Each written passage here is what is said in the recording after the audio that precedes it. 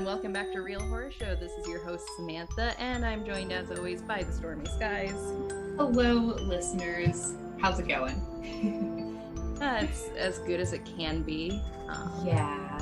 I don't want to talk too much about this because it's still early in the crisis on February 25th, 2022, but yeah, we've entered the next step of Hell World. The next level. Yeah, and as Americans, there's not a lot we can do right now, but share resources and just be considerate of the world around you. Yes. And just as like a time capsule thing, if we ever listen back to this and into Ukraine, I think it was like Wednesday. I heard about it Wednesday morning or something. So that's just for me. If I ever listen back to this, I'm like, what are we talking about? Because so many shitty things are happening. Yeah. So yeah. But just be considerate of what's going on globally, stay informed, and share resources when you can if you have the platform to do so. Yeah, absolutely. That's the best thing you can do right now. And that's that. But also at the same time, just stay inside and stay safe because COVID is still prevalent. And fall to the wayside for like your personal health.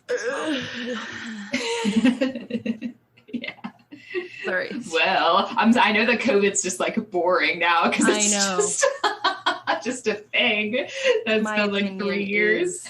My opinion is if the U.S. has to reinstate the draft the unvaccinated first. That'll for sure. That'll solve a problem. That'll solve the COVID problem like really fast. But you know that I say that sounds bad because there are people who can't get vaccinated for valid health reasons. That's not who I'm referring to. We all know who I'm referring to when I say draft the unvaccinated first. Yes. And, we're just joking. So, yeah. Are we? But anyway, let's. Yeah. Speaking of traumatic hell world experiences. Yeah, because we're not the news. You shouldn't get your updates on the crumbling world from us. We're here to talk about Texas Chainsaw Massacre 2022. I almost was like, 2020. And I was like, wait. Texas Chainsaw Massacre is a 2022 American slasher film directed by David Blue Garcia with a screenplay done by Chris Thomas Devlin from a story by Fede Alvarez and Rodo Seguez. The film is a sequel to the Texas Chainsaw Massacre 1974 and the ninth installment in the Texas Chainsaw Massacre franchise, picking up several decades after the original film. The story focuses on the serial killer Leatherface targeting a group of teens and coming into conflict with a vengeful survivor of his previous murders. Ninth installment. Wow. Yeah. That's a lot. I didn't realize there were so many, but I guess there really are. And I'm not happy, Bob. Yeah, Bob, I'm not happy. I knew that Sam wasn't happy whenever she messaged me and said she had thoughts, because that always means she's not happy. Not all of my thoughts are negative. True. Yeah, same. Overall, this was a good slasher movie. The kills were very brutal, very creative. I liked the first one where Leatherface breaks off the guy's hand and then stabs him in the throat with his own hand. That was very inventive. Yeah. Where this movie fails is everything else. As a sequel to the 1974 movie, even having still not watched it, I didn't have time. I know. Me too. I have issues with the continuity. Why are they living in town? Why is Harlow so important? Where's the rest of his family when Texas Chainsaw Massacre has always been about his family? How is this an unsolved murder when he never left his town and Sally survived? Sam, I had the same exact questions that you had, dude. There's so many continuity errors. There's so many loopholes. Like, we need to talk about this and get to the bottom of this right now. This is the problem.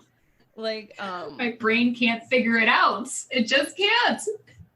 Colby, who we follow on Twitter, and he follows us at Colby, told me, he asked if he needed to watch the original to understand what's going on in this one, and my response was, I don't think the writers watched the original.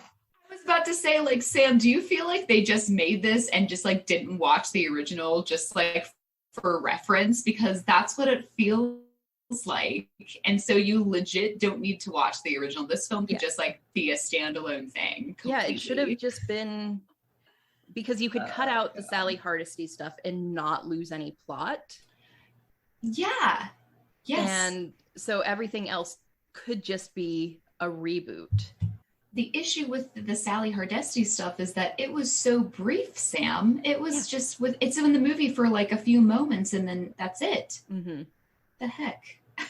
So yeah, there's a lot that we have to say about this, and this is gonna really try to figure out this mystery of like what the fuck was happening in this movie. So let's get down to it and talk about acting and the characters.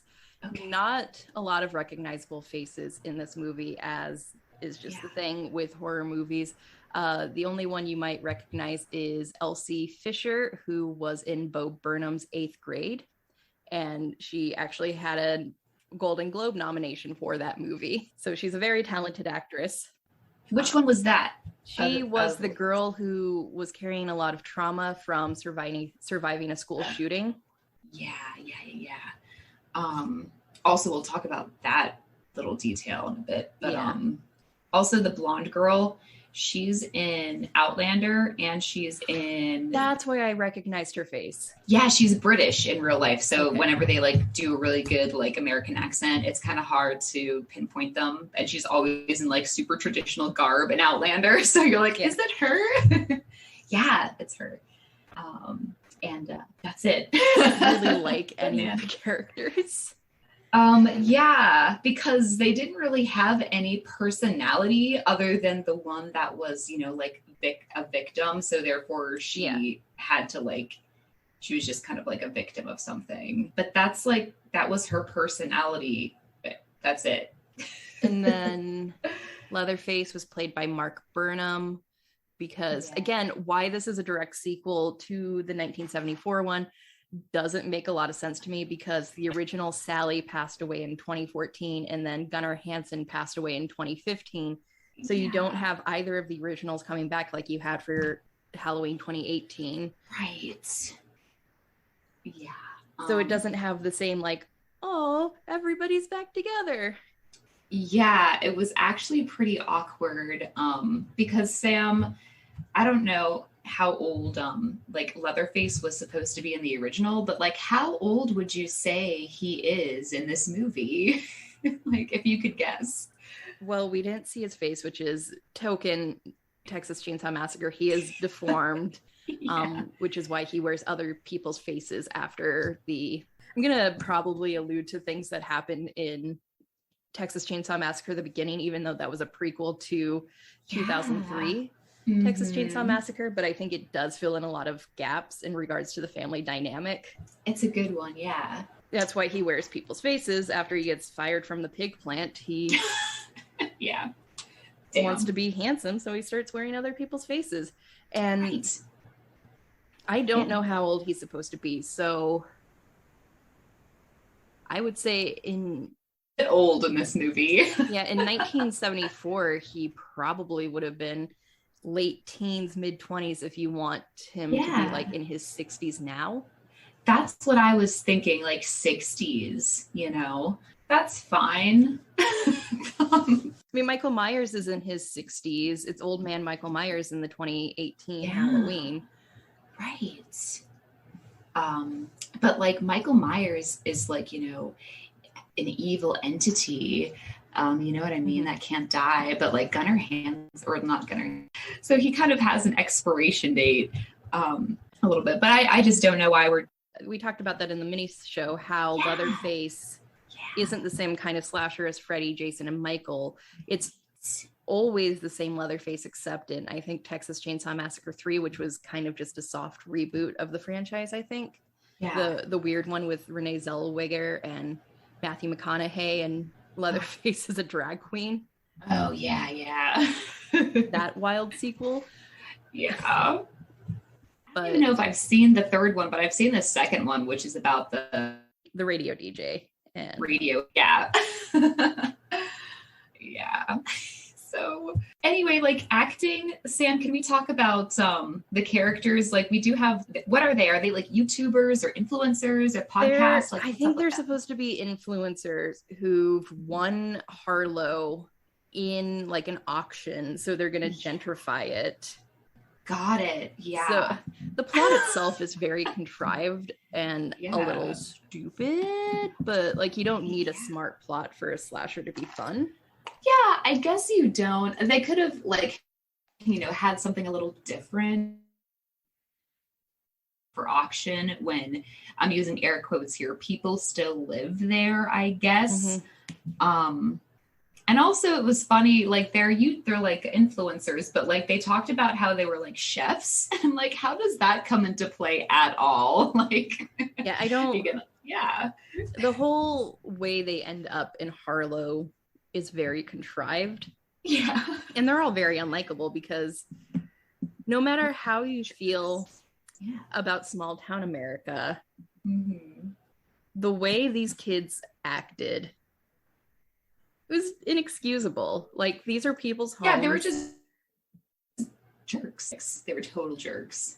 And I find the one guy's reaction to the Confederate flag hanging to be very, I want to say it's unrealistic, but maybe it is realistic. But in the scenario where you're bullying a elderly woman on oxygen over a flag, I don't think anyone would actually do that in that situation. Yeah, they probably wouldn't. And also, like, with that, they're kind of like walking into the house and they're just like, well, you don't belong here. Can you show me, like, to see where you need to leave? Like, we're going to call the cops. I'm like, this isn't your place. So if there's already someone there, just like, let it go. Like, chill. So just their attitude, overall that just causes like the first conflict that spirals, Leatherface into action. Because in real life, if a bunch of influencers just won a town in an auction, I don't think they would actually treat the people already living there that way, because I mean they might be douches, because influencers tend to be douches. Yeah. But you do want the people living there to actually like you so you can acquire their property. Right. And change it, and they won't get like upset. Because they bought the town. They didn't buy the citizens' private properties. Right. I mean, they're saying they did in the movie, but in reality, that's not how it works. And there's a lot of instances, I'm sure that you notice, that you're just like, well, in the movie, this is happening, but in reality, this would never work. So, yeah. And so that's them. But I also wanted to talk to you about the other characters who are the people. I think if I counted right, it's like 4 people. Or maybe 6, including Leatherface and like, I guess his caregiver or his mother. So there's like the gas station attendant, the country guy. I'm just going to call him the country guy. You know who I mean. And then the 2 cops. Is that it? Yeah, there weren't a lot of other characters. There was the old lady who was reading the Wikipedia. She was not Leatherface's mom. She owned an orphanage, and for some reason, Leatherface is in that orphanage. Because I don't know. And we'll talk about his location and his actual home location in a little bit. Yeah, because I really want to know. I can believe after 40 years, his mother and father have passed away. But where the fuck is his brother? Yeah, didn't he have like an enormous family in that house? Like everybody was just like, even if they were old, they were just like still living. Yeah, but we'll get to that once we finish trying to break down all the characters. There's all the influencers that don't matter because they're solely there for that fucking scene. It was a great Texas Chainsaw Massacre because it was an actual massacre, but the whole you try anything and you're canceled bullshit. It's so fucking dumb. It's so lame. Like, lame. And you just know that the writers of this movie laughed when they wrote that. Like, that'll teach those fucking Gen Zers. Right. And it's like, do you really think that like that's how people like speak? Like they don't talk that way. They like type and text that way, but like no, we don't like really put that into practice. And all those people on the bus were kind of like older. Yeah. They weren't actually Gen Z. They were millennials our age. And I've heard people talking about like cancel culture and stuff, but I've never actually, when someone whips out their phone to record like harassment, they're not saying try anything and you're so canceled, bro. Yeah, they don't do like that. The reason we record is for police evidence. Right. And also, I mean, like, it's funny that he whipped out his phone and he went live because there were like the comments, but he did that when Leatherface came on the bus, but Leatherface didn't do anything violent yet. Yeah. He just like was there, but he looks scary. Right. Yeah, and in that scenario, a gruff-looking man covered in blood walks on your bus with a chainsaw. Yeah. Is that really going to be the first thing you do? No, like you'll just get like kind of freaked out, maybe back away and not like whip out your phone. As somebody who has been the first on site to 2 car crashes now, the very last thing on my mind was I better take out my phone to take pictures of this. How to go live on Facebook. Yeah. The fuck? It's what the fuck is going on? Yeah. Right. So wouldn't you say like, hey man, are you okay? You know what I mean? So it's like, I feel like the way that these characters do have a mind and we use it. You know what I mean? We think in a logical way and we, you know, dissect a situation the way that you should. And you know what? And so go ahead. I think that's what I missed most in this Texas Chainsaw Massacre movie is one of my favorite horror genres is a bunch of teens get lost in the woods and get killed. Yeah. And, you know, the original 2003, 2006 kind of maybe Texas Chainsaw 3D, the characters still had brains and used them. They were just put in a scenario where they were stuck. Yes. Exactly. And so this is another one of those things in the movie where you're just like, yeah, I know that it like probably seemed funny when you wrote it and you filmed it, but like watching it, like this would never happen. Yeah. It just wouldn't. Like we can absolutely dissect that a little bit more in like story and plot because I still have more to say about that specific scene. Yeah. Can you think of any other characters worth? I guess there was the sister of the main girl. So the black guy and the girl with curly hair were like chefs, and I don't know, like, I can't stop thinking about like why would even say that? Just like don't even worry about it because nobody talks about food. They don't talk about opening a restaurant. They just don't. Nothing. Which, it doesn't matter. Them being chefs could be a fun thing to play with plot wise, since you know. Yeah. Massacre. Leatherface is a cannibal. His family are cannibals. And he's like a butcher, you know, like by trade. If you do take into account the beginning, Texas Chainsaw Massacre. But like, nope. Why would they do that, Sam? Why would they? Why would they ever refer to the other? They're just chefs. Yeah, we can start cracking down into story because I am confusion because Leatherface was living in town in an orphanage, which goes against everything we've ever known about the Sawyers and him because the end credit scene on Netflix is him returning to that house. Yes. But why was he not in the house to begin with? So trying to find the nicest way. So this is a multi-pronged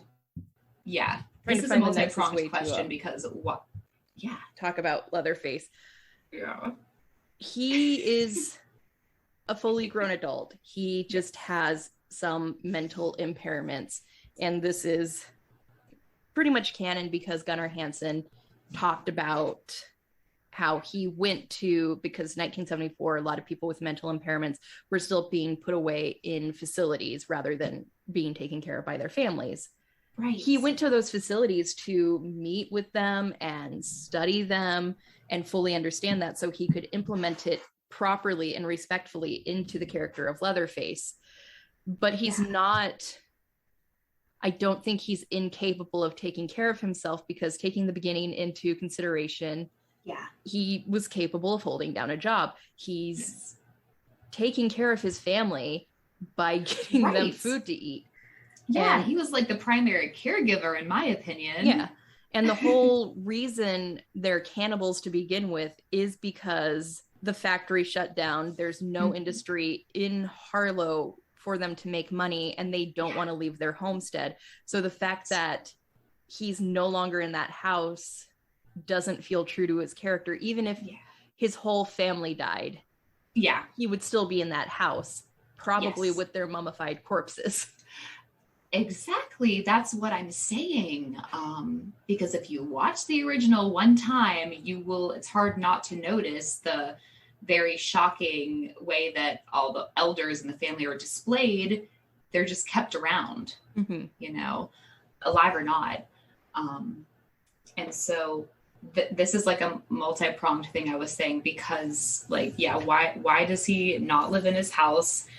If, he was in the orphanage, the pictures from the orphanage that have him, he's like a child. So what? And then, you're right. There's no reason he should backtrack to the orphanage.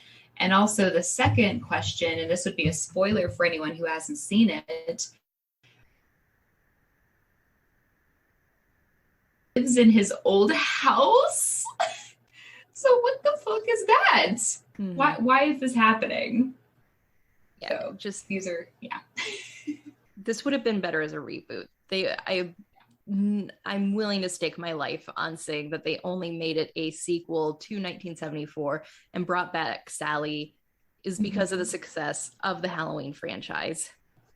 Yeah, right. Yeah, so that's just like a big question that we can't answer, because like they just like didn't quite. He should have just been in the house, and that's that. So that's okay. So that's one portion of the story. That would be like chapter 1. It's like Leatherface in the orphanage. Yeah, because I think you wrote about this for the website. Is at its core. When you strip back everything, Texas Chainsaw Massacre is about a family trying to survive. Right. Yeah. That's when you take that away, you lose so much of what makes Leatherface scary. It's not just him, it's an entire family doing this. And I don't know, even Texas Chainsaw 3D understood that. Yes. Because it ends with his, I guess, aunt, who we're not supposed to question, is 20-something instead of 40-something. It ends with her agreeing to be his caretaker. Yeah. So that movie, which is generally not liked in the Texas Chainsaw fandom, from what I understand, what I've seen, understood that at its core, Texas Chainsaw Massacre is about family. Yeah. If the makers of this film had watched, you know, like the original or like any of the sequels, that's kind of like a recurring, it's not like a message, but I feel like it's a recurring mantra for the family, is they say like, you know, like the saw is forever, but like family is forever, and like something like along the lines of that. But family is like the foundation of what they do with the meat, quote unquote, which is like, you know, the cannibalism aspect. Yeah. So if you take out the family part and we just have Leatherface all by his lonesome. He's lost his support. If there's no one in the town of Harlow, who are you going to eat? Like, I don't know. All these questions occur, and it does strip away. He's from, no like, longer Leatherface. He's just another slasher when you take away his family. He's just an old guy. And I want to get into what happens after Leatherface and his caretaker leave the orphanage, and then she just like dies immediately, like once she gets into the ambulance. But the my big question is like, okay, they get into the accident, his caretaker dies, and he wears her face. And like, okay, like, because he's Leatherface, but like, what happened to all his other masks? Like, in the span of those 40 years, did he throw them all away? Why wasn't he wearing it when he came to the door? You know, all these questions, like, why wasn't it already in practice? And that's where it feels like they're trying to do a remake, but he's just old. You know, I don't know. What did you feel that way? Or I felt like that way, and I especially felt that way because in the very beginning of this movie, they established this great unsolved murder of Texas, the Texas Chainsaw Massacre. How is it unsolved? He's right there. I like want to talk about that question too. Like, okay, he's right there. He's in the town. The two cops know that it happened in this town, and they're like, we love this town. And then also, Sally lives in the old house. She knows where Leatherface is, probably. And she's a cop too. So I'm just like, why doesn't anyone like arrest him? You know what I mean? Yeah. Like, there he is. As much as I love the kills in this movie and the slasher aspect of this movie, the story is so contrived in how they tried to make it a sequel. Yeah, it didn't work out at any turn. None of the aspects were able to like mesh together seamlessly. It was too full of these gaping holes. And I'm just like, what? You know, and I shouldn't, like, I wanted to enjoy it. I really did. And I'll talk all about like how I loved the gore, you know, and the violence and production, because it was great. But like the actual story. You need more. Yeah, you need more than that. You just do. And I think what could fix that tremendously is it's not an unsolved murder. They figured it out, but because Leatherface is mentally impaired, instead of being put in prison, he's put into a rehabilitation center. Because I don't think he's inherently violent. If you take the beginning into account, it's his family kind of goading him on. Yeah, exactly. And like a trauma will kind of spur him. Like he was fine up until his caretaker in this movie died. And then he got mad. He's fine. He's been in this facility for 40 years, and they decided he's able to go out and be on his own. So he does that, and he immediately goes home. And you can keep the whole gentrification shit, I don't care. But he goes home, and there's a new family living in his house, and they've renovated it to be farmhouse chic, and he goes ballistic and kills them. And then you get that scene like where that would work. I think that would work a lot better.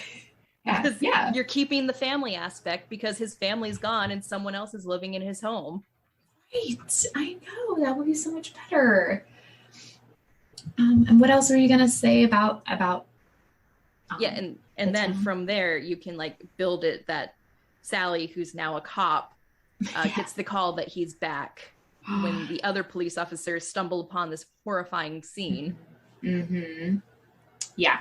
So much better. And like, I know that has a lot of nods to Halloween, but if it works, it works. Okay. Like that's fine. And it's realistic that way because you think he's put away, you think he's safe, you know, he's gonna, you know, like get released, but then you're not anticipating, you know, an immediate transgression to violence. And then that's where the conflict can start to take place with Sally. That makes so much sense. I didn't know she was a fucking cop until she just had a little star on her shirt. She could have been just like a nobody. Which, since you've seen the original and I haven't with Sally, does that trajectory make sense for her? No, it doesn't, because like she, in my opinion, she should have been like a nurse or a doctor because her brother is like paralyzed or something in the original. He's in a wheelchair and he, you know, is killed by Leatherface, and she escapes. She's the one that escapes. She is extremely traumatized. So she should never have gone back to live in his old home. She should never have had a weird backslide where she's like a butcher. And there's no way that she should be a cop. If anything, she should be someone who would be in the rehabilitation center nursing someone like him. You know what I mean? Mm-hmm. While going to therapy. When she was slaughtering that pig, my immediate thought was, if I had survived what I went through, I don't think I would ever eat meat again. I wouldn't want to look at it, because in the movie, they really fuck her up when they're just trying to force feed her. And there's that whole, and you haven't seen it, but there's this whole scene that's very legendary where she's tied to a chair at their dining room table and being harassed. And it's just a really traumatic experience, whether you're eating the meat served to you or not, that she'd probably be a vegetarian. Absolutely. So for me, even with my limited knowledge of the original movie, I don't think I could be a fucking meat eater after that. Why would you stay in Texas? Why would you stay in Texas? Not get revenge on the guy who did this to you 40 years ago. Also, that's another sticking point, is that when she comes into play and she's like, I've been waiting for this call for 40 years. And I'm like, what call? The gas station attendant called you because he thought about, he said something, fishy, something was happening, but wait, honey. And why were you waiting? He's there. Just look for him. Yeah, he's there. And you have evidence. Just take the Texas Rangers and be like, look at all these dismembered bodies right in their living room. Right, I know. So that's the problem we're having, is we have this cut, the rough cut of the evidence, a super cut of all that stuff that's happening. We're still trying to figure it out. If you're trying to figure it out so fucking bad, if you're going through this town with 4 buildings in it, you would have found him. Okay, so it's ridiculous. It is. To get her revenge, maybe she would have returned in a couple years and scoured the place. If you really want to get rid of someone that bad, she would have found him, and it wouldn't have taken 40 years of her butchering pigs and being a cop. So I don't know. That's my take. And since this is a at least the Sally plotline is a knockoff of Halloween 2018, the reason it's taken Laurie 20 or 40 years to get revenge on Michael is because he was locked up and reinstitutionalized, so she couldn't do anything. Yeah, legit. But the second she found out that he got off the bus, that's when she was able to make her move. Yes. And in behind the scenes, at her home, she turned her home into this huge compound where, she knew that he may be released one day. And so she was kind of a doomsday prepping, at that time. So although she wasn't taking action, she was in kind of a passive way of making herself safe, because she also had a child as well. Sally doesn't give a fuck. Yeah. So because she didn't try to do anything to protect herself or avoid the town of Harlow, which if Leatherface can walk to it with his limp, then it's not far away. Right. And it's so interesting that this movie's focus is on Harlow so much and not the Sawyers, because Harlow didn't really fucking matter in any of the other movies. It was just the location. Yeah. I'm sure Harlow could go up in flames and the Sawyers wouldn't care as long as the fire didn't reach their property. Yeah, and there's no way it would, because Harlow's the location, but also the Sawyers, they kind of are on the outskirts. Mm-hmm. So if Harlow is rural, they're a bit more rural. They're a bit more rural because they probably don't like people. You know what I mean? And so, yeah. Harlow. They're we love Harlow the way it is. I'm Harlow sucks. Nobody lives there. I don't know what you guys are talking about. You have a serial killer. What do you do? It was very strange. So the crux of the story is Harlow has been bought by these influencers who are going to make it trendy and gentrified. And there's like 4 people still living there, including a hot mechanic for some reason. I'm disappointed in how they use the hot mechanic because I thought for sure he was going to be like Leatherface's brother's kid or something like that. Right. But like, yeah, he's the hot mechanic. And I called him the country guy. And so like he works at the mechanic place, but like whose cars is he fixed? Like, what cars are coming through? No one lives there. Yeah. What are you doing for work, buddy? Yeah. No one lives there except for him, 2 police officers, an old lady, and Leatherface. And gas station attendant guy. And he's probably getting all the business when people are just traveling through. So that's where you want to work, at the gas station. So it's weird that we have all like 6 people living in this town and they're not the Sawyers. Like that could have been a fucking twist, is that they're all fucking Sawyers and there to like kill the fucking influencers for their Thanksgiving dinner. Yeah. And you know what, Sam? And if you're listening to this and you kind of live in a city and you're like, there's no way that the whole town would be one family. Like when you live in a rural area, I don't know how much more rural my area is than yours, Sam, but like there are people that populate our small towns and they're all related. Mm-hmm. And sometimes it can freak you out. These families get so big.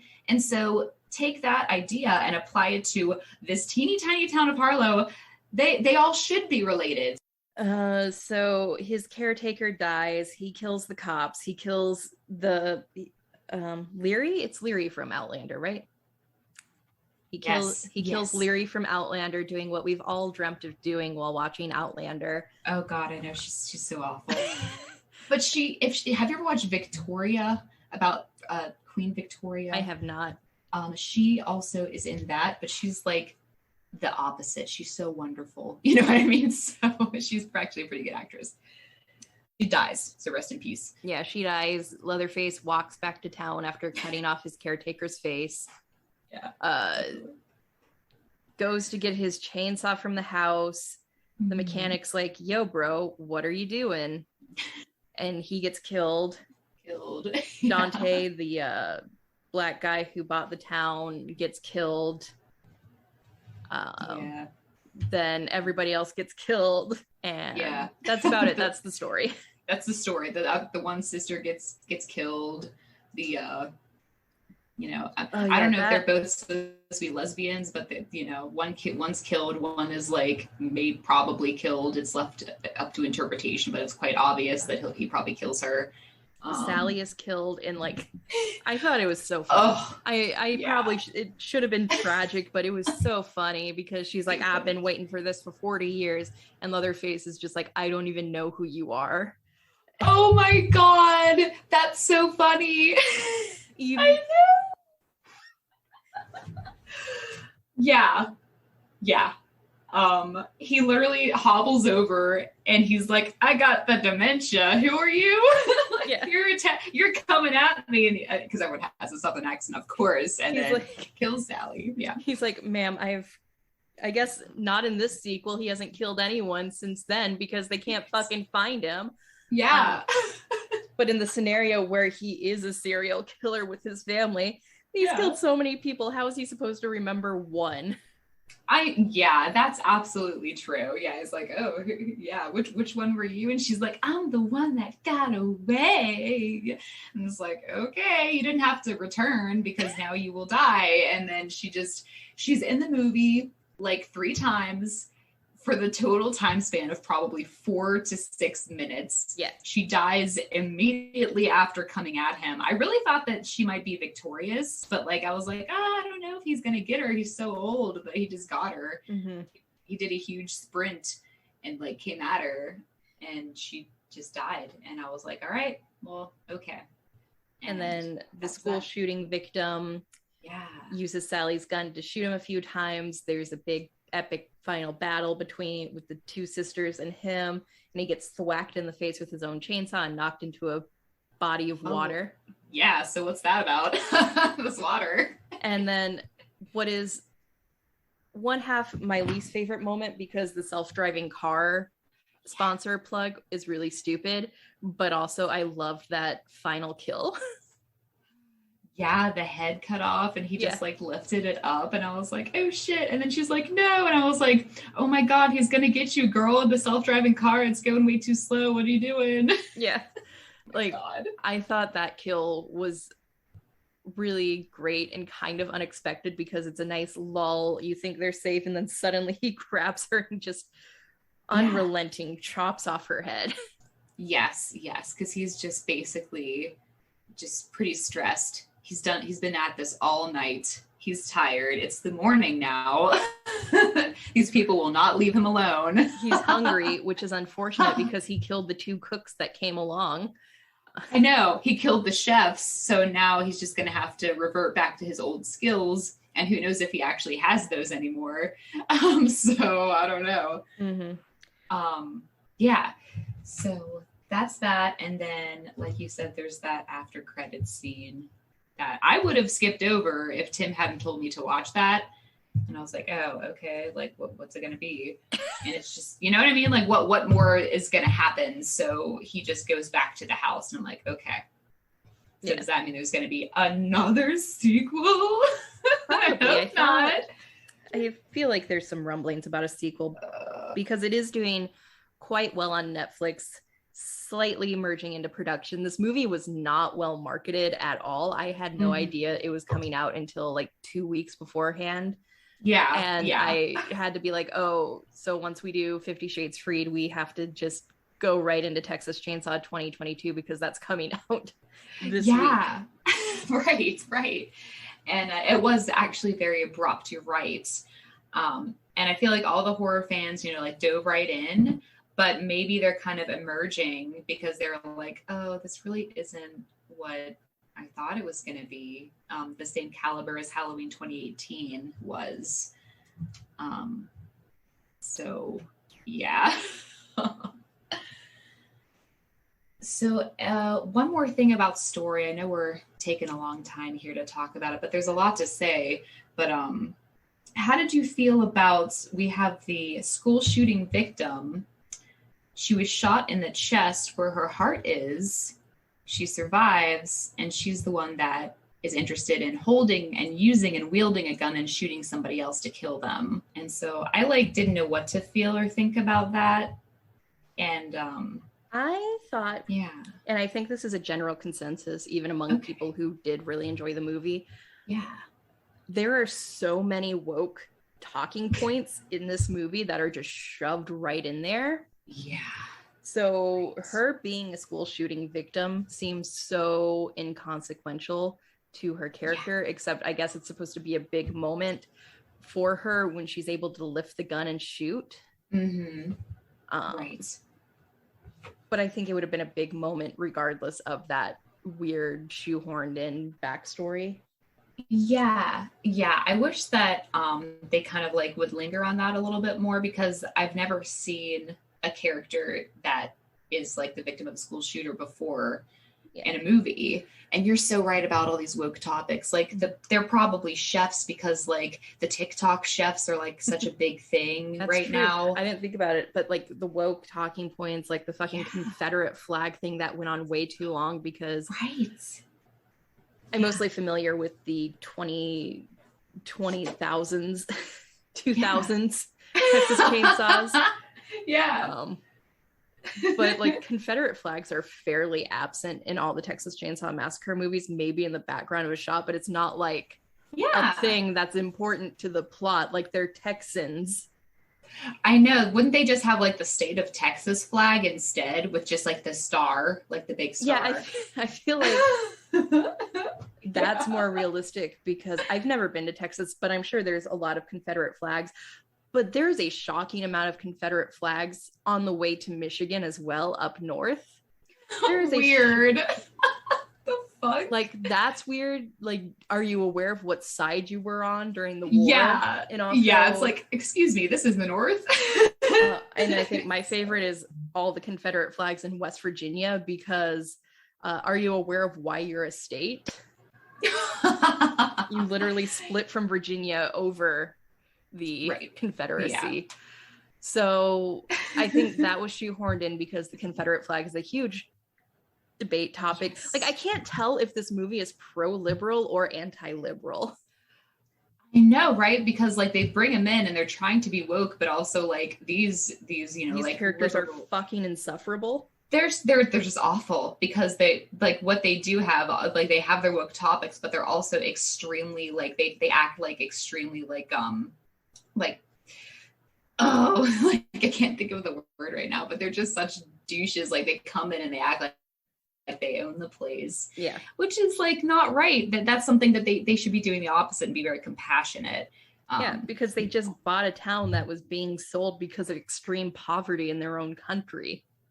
Right. They're just acting way too entitled when like all the woke people are just like against this air of entitlement. Like they don't want to.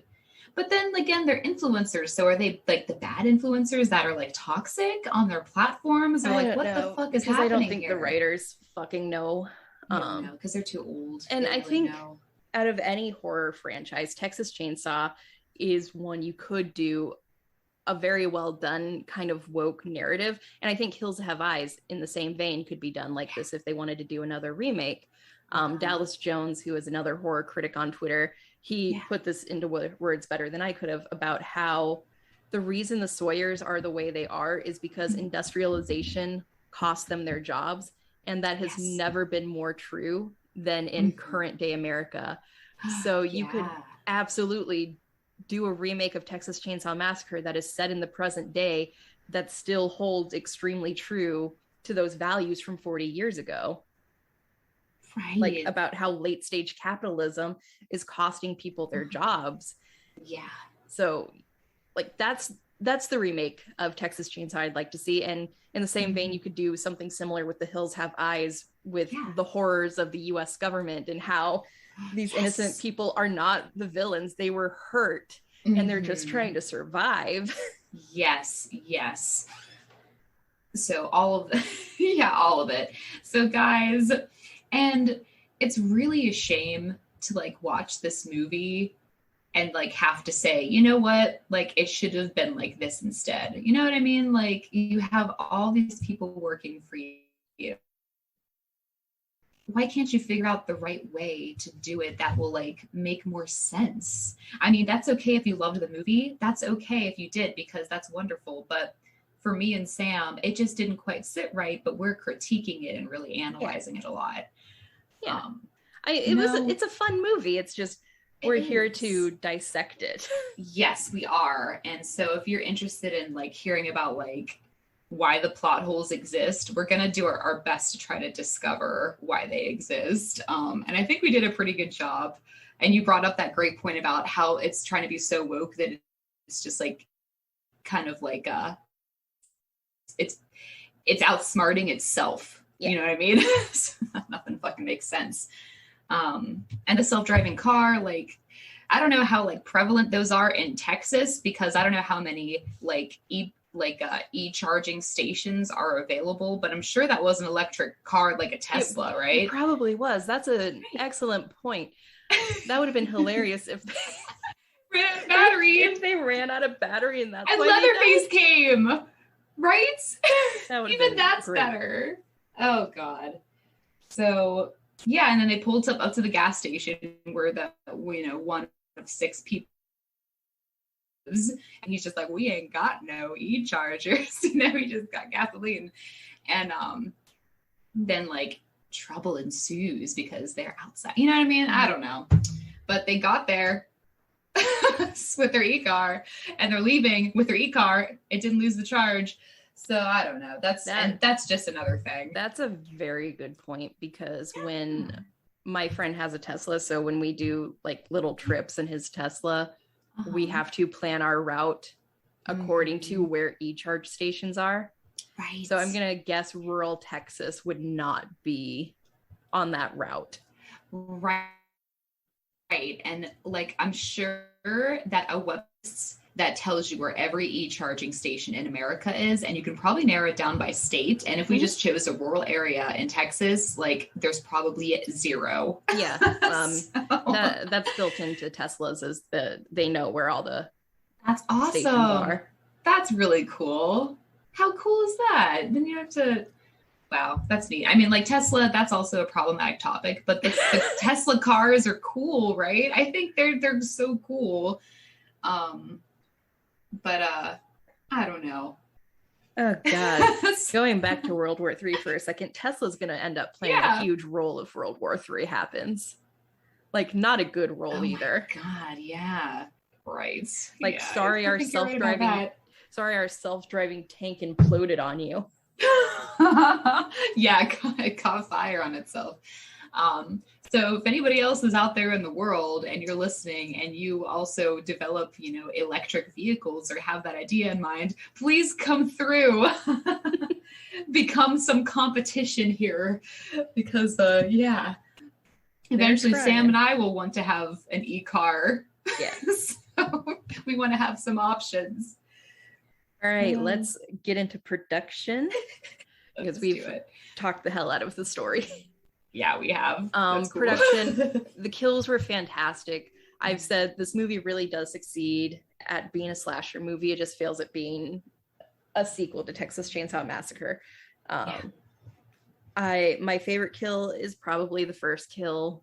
Yeah. The effects on that were spectacular, very inventive. Yes. That's my favorite too. really different stuff. We do see a little bit of him taking the face off of his caretaker, and that could be a face and not one of the cops. Yeah, that was weird to me. That felt very. Yeah. So Leatherface is based on Ed Gein, the butcher of Plainsfield, and I think Ed Gein did do that to his mother. Okay. And that's kind of what triggered all of what he did. Okay. But just because Leatherface is based on Ed Gein, I don't see him doing that to someone he loves. Yes, I don't get that motivation there, unless it was a way of like commemorating her. Yeah. So it would make more sense for him to have taken the face of one of the cops. It would, yeah, because he'll only do that if he's like punishing you, and that's what we come to understand when we watch the original. Yeah, because the best homework to do is watch the original. So, but that first kill was great.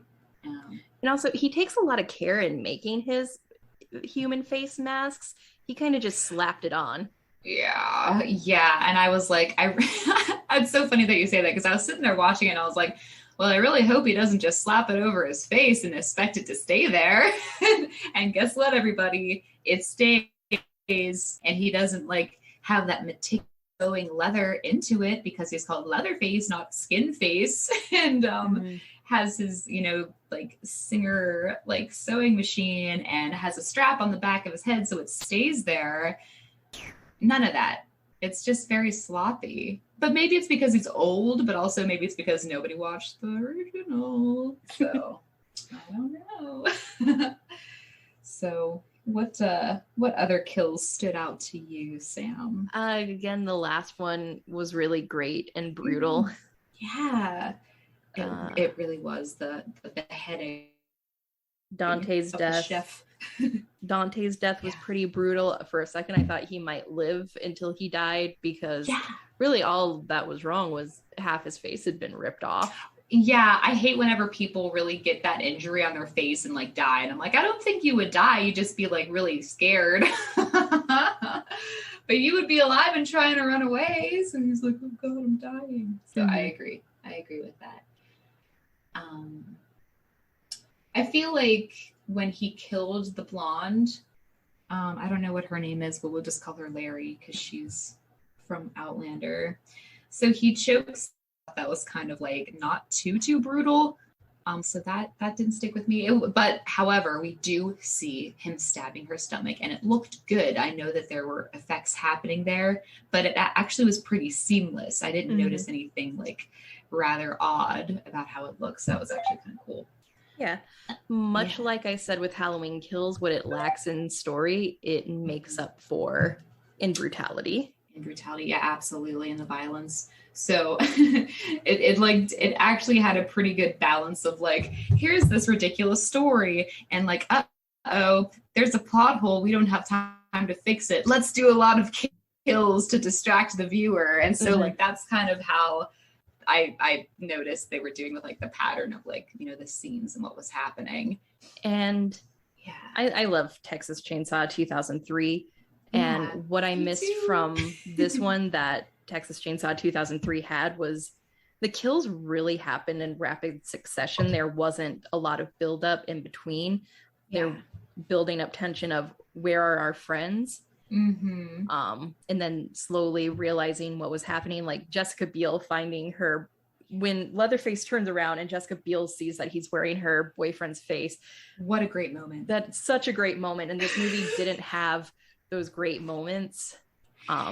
And also that moment built that like tension, and it built the sense of urgency because he had a engagement ring in his pocket. So it adds another layer, and the audience feels more sympathy. So like that wasn't present here either. Yeah. When I say I hate when horror movies try and shoe in I was going to propose plot to build sympathy for the characters, I'm not talking about Texas Chainsaw 2003 because she never knew he was actually going to propose. It was Leatherface that found the ring.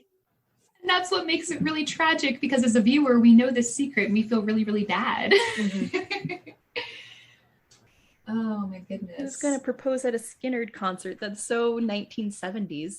It is. And I don't care who doesn't like that movie. I love that movie. I love that remake because I think they do a really good job. And also I can't help but love Texas Chainsaw at the beginning because it does have those important background elements that I think are kind of necessary. It's not a whole backstory, but it's enough. Yeah. For me, Texas Chainsaw the beginning really hammers home that it's about family. It does, because it's not just about like him, you know, being brutal and killing. It's about how his family was like the definition of a dysfunctional family, like times 1,000. Yeah. And I know it's impossible because he passed away in 2018, but this movie could have been saved if Arlie Emery was in it. May he rest in peace. If he was still like a cop. Oh my God. In the beginning of this movie, they pass by a cop on their way to Harlow, and I'm like, oh, my heart feels empty knowing that he's not going to step out. Yeah, I know. It's like, oh, and we'll never see him, but like how different it would make this movie, even if the story was still like stupid. Yeah. And I mean, he would have no business being in this movie because it's a direct sequel to 1974, but I think I could get over it because he's such an icon in the Texas franchise at this point. And I'm willing to say that the beginning is his movie. Like they made it because Sheriff Hoyt is such a great character. Yeah. And I would say he's like the motivating factor of the sweet boy who has like these kind of like sort of like, how do you want to call it? Like some type of a like mental and social disability, which is just like a murderer, just like straight up. So it is his movie. And he's the antagonist, not Leatherface. He's just kind of a victim of this dysfunctional family times 1,000, which makes it really, really cool. Because you can kind of get deeper than the surface there and see what really is happening. And if you love Texas Chainsaw at the beginning, I have a really cool one because it's my favorite. Anything else to talk about with? Oh, another production note, and I commented this on Twitter on someone else's thread. The issue I've had with recent Texas Chainsaw Massacre movies is they feel too clean. And I'm not referring to the blood and gore and violence. That's fine. I'm referring to the overall feel and cinematography of these movies, because there's no reason I should be able to comfortably eat my lunch while watching them. I should be very disgusted by what I'm seeing on screen just with the living conditions. Yeah. And 1974 did this. 2003 did this. 2006 kind of did this. Yeah. Like it's supposed to make you feel gross watching it, not just from the blood and violence, but just from the atmosphere. The atmosphere, the look of it, the aesthetic. So we're talking like cinematography and editing and how it's presented to us with different, I know that you talked a lot about having like some type of a yellow filter. That makes all the difference. Mm-hmm. Okay, we want to feel like it's hot, humid, disgusting, and then COVID ran rampant and it's gross and nobody is sanitizing anything. But so if they're going to be woke, maybe they should have added the woke topic of, oh, I need hand sanitizer because this place is disgusting. You know what I mean? But they didn't mention that. Yeah. And I thought they might a little bit. That's true. That's a great point. They should have been hand sanitizing after leaving the gas station. No, especially if they're chefs, because, when you're trying to make food, you're extra sanitary. Like, I wouldn't even think of COVID if they used hand sanitizer after going into that gas station. I would have just been like, yeah, that seems normal. Yeah, exactly. Thank you. And also we can't forget that like before COVID, it was okay to be clean too. Yes.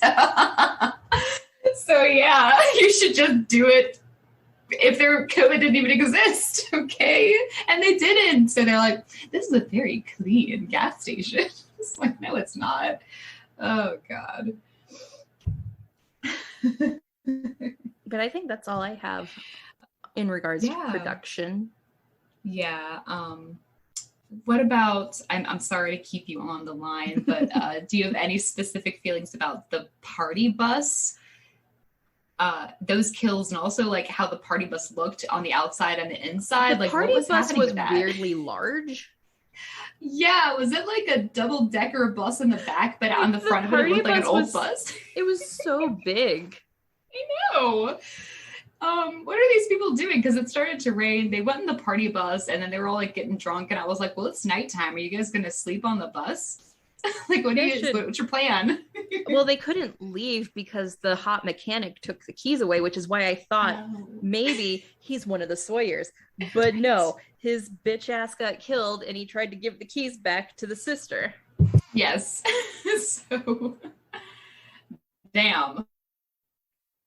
But yeah, the party bus had some weird architecture. It did. That was a little bizarre. But anyway, that's just one detail I wanted to talk about. I was like, what about the party bus? It was like, everybody died on it anyway, but like, it was kind of awkward. Yeah. All right. I don't think I have anything else to say. We talked all about realistic aspects in regards to the wokeness of, the characters and all those discussions. And having also, your Tesla run out of charge in rural Texas. Really, that can be traumatic. So like, if you're just like a young person trying to travel and like you don't plan ahead, then that could realistically happen. And you can get stuck somewhere that you may not want to be, and it could turn into something like a scary trip. Gentrification is scary. Those influencers were coming in to price the Harlow citizens out of their homes. Yeah.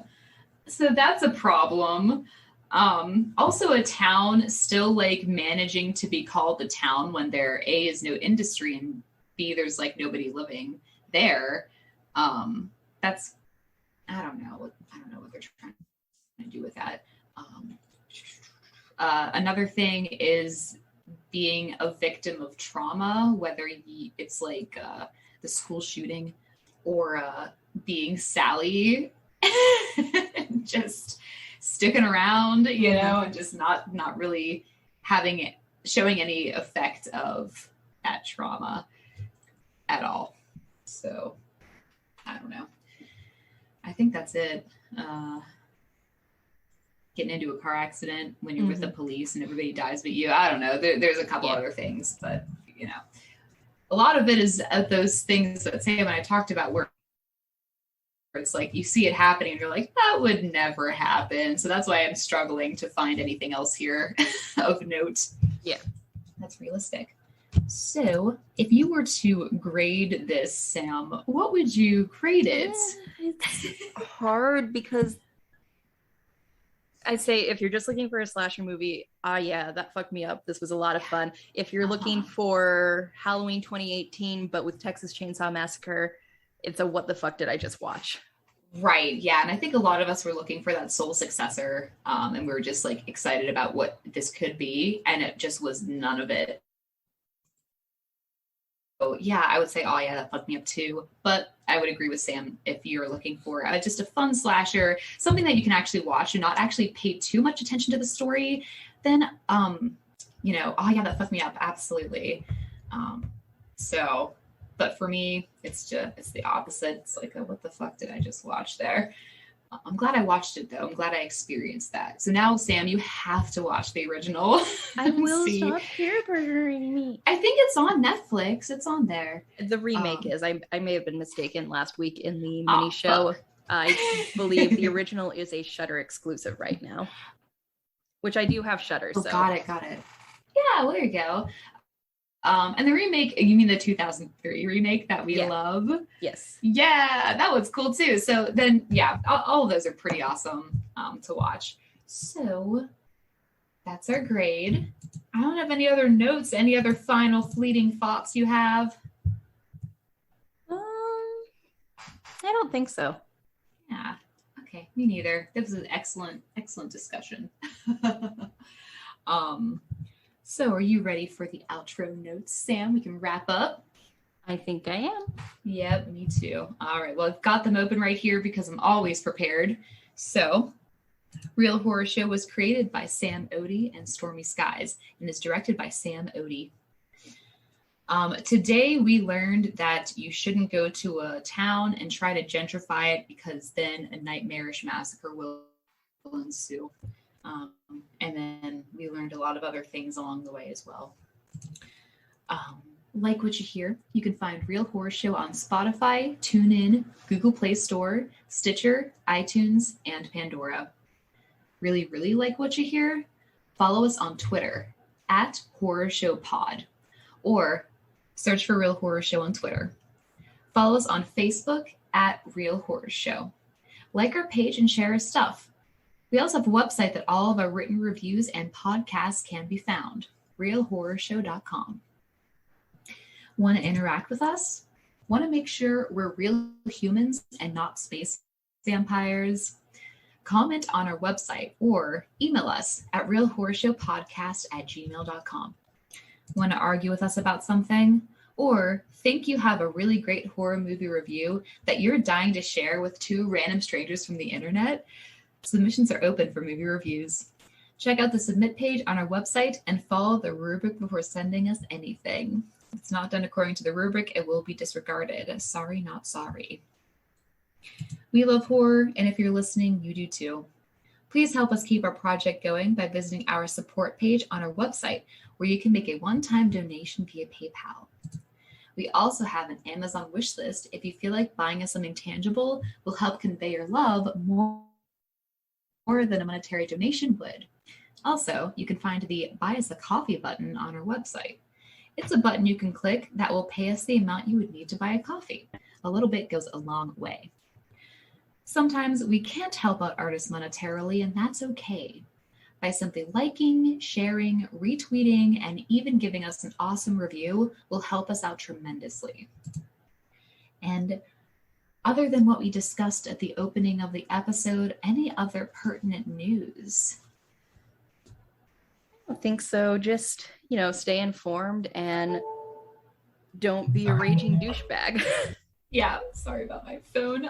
But yeah, just absolutely do that. Stay informed. If you're not a person that watches the news, now's the time to kind of, get a little more involved with checking the news at least daily, just to see what's happening so you can understand, if not to just talk about it with other people, just to know for yourself, yeah. And I don't think there's any other pertinent news on my end. So our outro song is called Creepy Doll by Jonathan Colton. Thank you, fuck off, and have a swell evening. And this is Real Horror Show signing off. And there's a creepy doll that always follows